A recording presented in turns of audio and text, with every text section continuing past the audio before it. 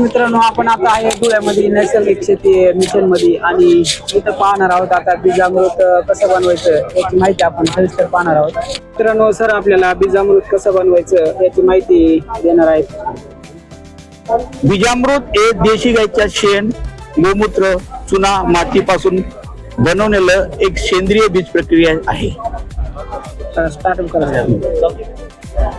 हे घटक बनण्यासाठी, बीजामृत बनण्यासाठी 20 लिटर पाणी, 5 किलो शेण, 5 लिटर गोमूत्र, 50 ग्रॅम चुना आणि 50 ग्रॅम किंवा मुठभर माती याच्यापासून एक मिश्रण तयार केलेलं आहे.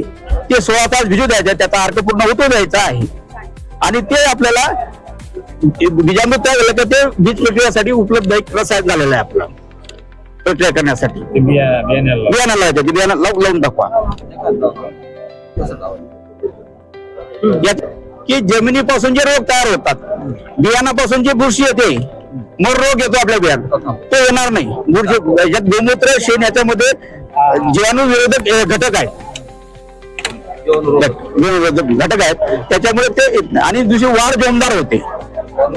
शेण असल्यामुळे वाढ जोमदार होते, जर्मिनेशन चांगलं होतं, उत्पादन होतं. याच्यामध्ये खर्च कमी. या साधारणतः तुमचे घरचे गाईचं शेण आहे, त्यात खर्चच नाही. फक्त 50 ग्रॅम बाहेरचा, पण बाहेरची एक वस्तू चुना, फक्त कडीचा चुना बाहेरचा आणलेला आहे. रासायनिक काहीच वापरलेलं नाही आपण. याच्यामध्ये काय आहे की उत्पादन खर्च कमी आणि उत्पादन वाढ.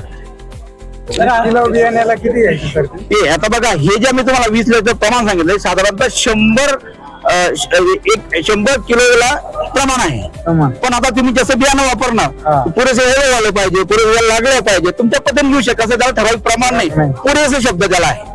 काय साईड इफेक्ट उरला तुम्ही शेतात टाकून द्या.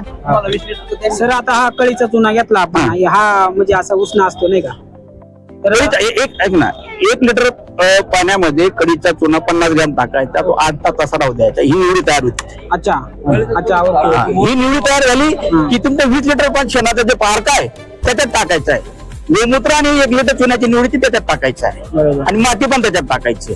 आपण बोर्ड वापरतो. चुन्याचा उपयोग असा आहे की कोटिंग होतं आणि बुरशीरोधक घटक होते त्याच्यामध्ये. याला थर लावण्याचं काम करतं. चुनाचे यांना थर लावायचं काम करतं. नुसतं तुम्ही शेण लावलं ना ते निघून जाईल. कळीचा चुना आपला नेहमी मिळतो, कलाच्या दुकानावर मिळतो. तर मित्रांनो, हा चुन्याची निवडी करून घ्यायची पण होते कोटिंग काम डबल टिबल चुन्याचे 2-3 फायदे त्याचे.